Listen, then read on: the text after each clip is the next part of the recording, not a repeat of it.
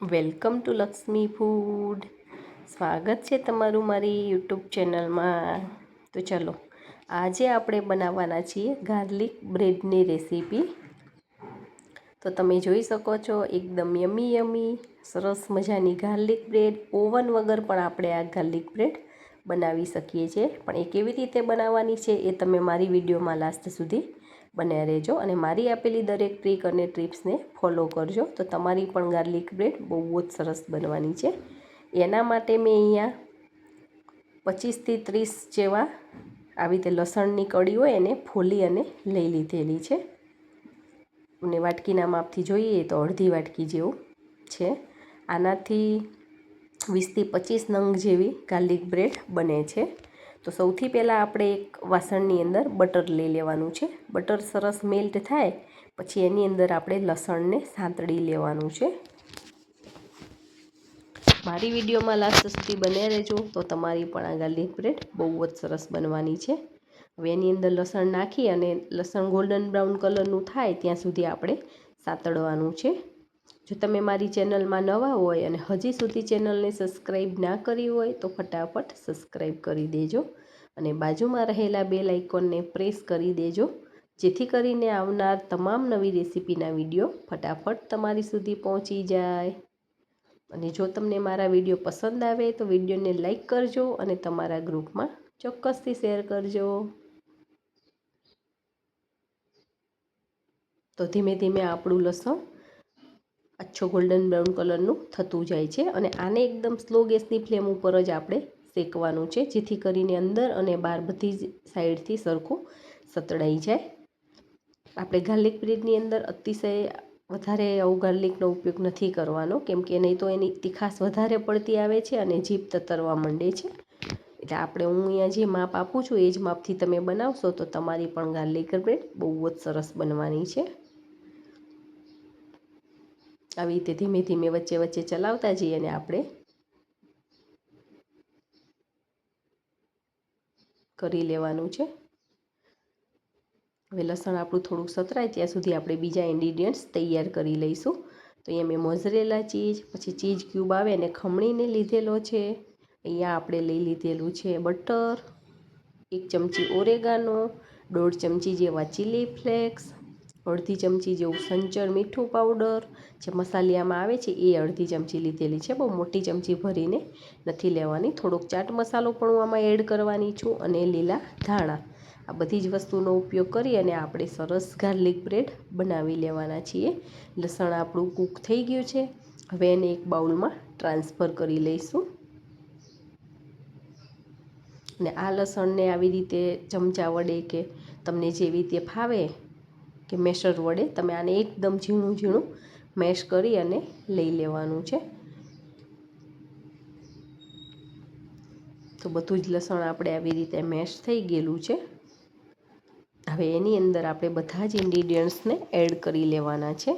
તો આપણે બંને જે ચીઝ લીધેલી છે મોઝરેલા અને આપણે જે ચીઝનો ક્યુબ આવે છે એ બંને ચીઝનો ઉપયોગ મેં અહીંયા કરેલો છે. તમારી પાસે જો એક ચીઝ હોય કે તમે કોઈ પણ એક જાતની તો એનો પણ ઉપયોગ કરી શકો છો. બંને ચીઝ સારી જ હોય છે અને ઘરમાં બનાવેલી હોય ઘર પર ચીઝ તો એનો પણ ઉપયોગ કરી શકો છો.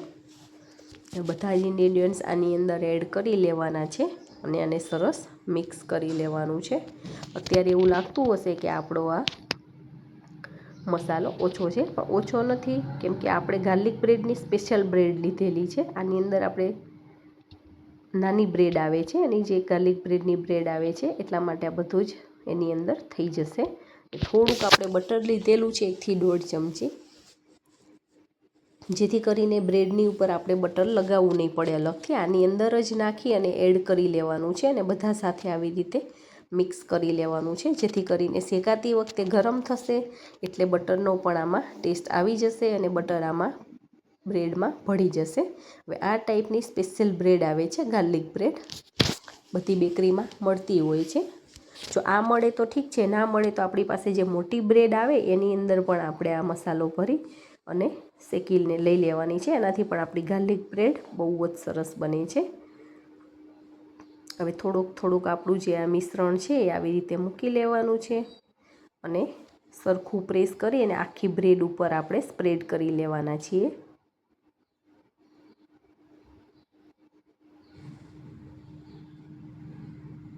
તમને ચાકુ વડે કે ચમચી વડે જેનાથી ફાવતું હોય એ તમે આવી રીતે સ્પ્રેડ કરી લેજો. બધી જ બાજુથી સરખું સ્પ્રેડ કરશો તો એકલી બ્રેડનો ટેસ્ટ નહીં આવે, પણ બધી જ બાજુથી આપણે સરખો આ મિશ્રણનો પણ સાથે ટેસ્ટ આવશે અને એકદમ યમ્મી યમ્મી આપણી ગાર્લિક બ્રેડ બનીને તૈયાર થાય છે. ઘણી વખત આપણે આ ગાર્લિક બ્રેડ બનાવવાની ઈચ્છા થતી હોય છે, પણ મનમાં એક મૂંઝવણ થતી હોય છે કે આપણી પાસે ઓવન નથી તો કેવી રીતે બને.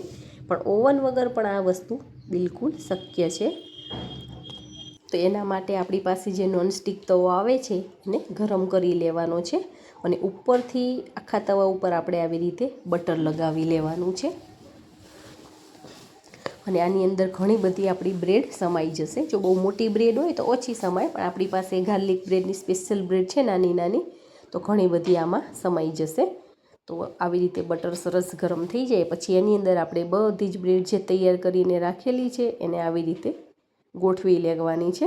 વચ્ચે વચ્ચે થોડીક થોડીક સ્પેસ રાખવાની છે, જેથી કરીને ચીઝ મેલ્ટ થાય તો એકબીજા સાથે ચોંટી ના જાય. થોડીક નાની નાની ટ્રીક અને ટિપ્સને ફોલો કરીએ તો આપણી પણ ગાર્લિક બ્રેડ બહુ જ સરસ બને છે. આખો તવો ભરી અને મેં આ બ્રેડને ગોઠવી લીધેલી છે. તમે જોઈ શકો છો વચ્ચે વચ્ચે આપણે થોડીક ગેપ પણ રાખી છે.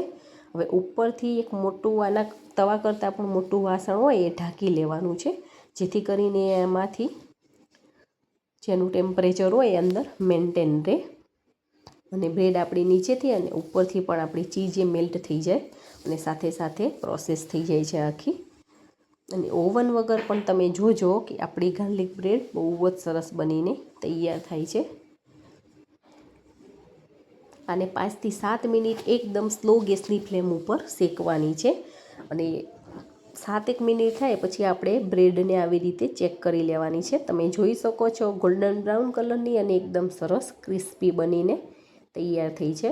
હવે આ સમયે આપણે ગેસની ફ્લેમને બંધ કરી લેવાની છે અને બધી જ ગાર્લિક બ્રેડને આપણે એક વાસણની અંદર કાઢી લઈશું અને એક સર્વિંગ પ્લેટ લઈ અને આપણે આ ગાર્લિક બ્રેડને સરસ સર્વ કરી લેવાના છીએ. તો જોતાં જ ખાવાનું મન થઈ જાય એવી સરસ મજાની યમ્મી યમ્મી એવી ગાર્લિક બ્રેડ આપણી બનીને તૈયાર થઈ ગઈ છે. આ યંગ જનરેશનને ખાવાની વધારે મજા આવતી હોય છે, વડીલોને ઓછી ભાવતી હોય છે, પણ આ વસ્તુને આપણે દરરોજ નથી ખાવાની. રૂટિનમાં આનો ઉપયોગ કરીએ સારો નથી.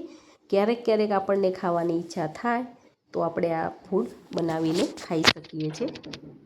ક્યારેક ખાઈએ તો હેલ્થ માટે કંઈ વાંધો નથી, બાકી દરરોજ ખાઈએ તો પચવામાં બહુ જ હાર્ડ પડે છે, એટલે તમારે આનું દરરોજ સેવન નથી કરવાનું. ક્યારેક ઈચ્છા થઈ હોય તો બહાર કરતાં પણ સારી ટેસ્ટી અને એકદમ ચોખ્ખાઈપૂર્વક તમે ઘરે બનાવી શકો છો. તો આવી રીતે તમે પણ બનાવો અને એન્જોય કરો. Thank you.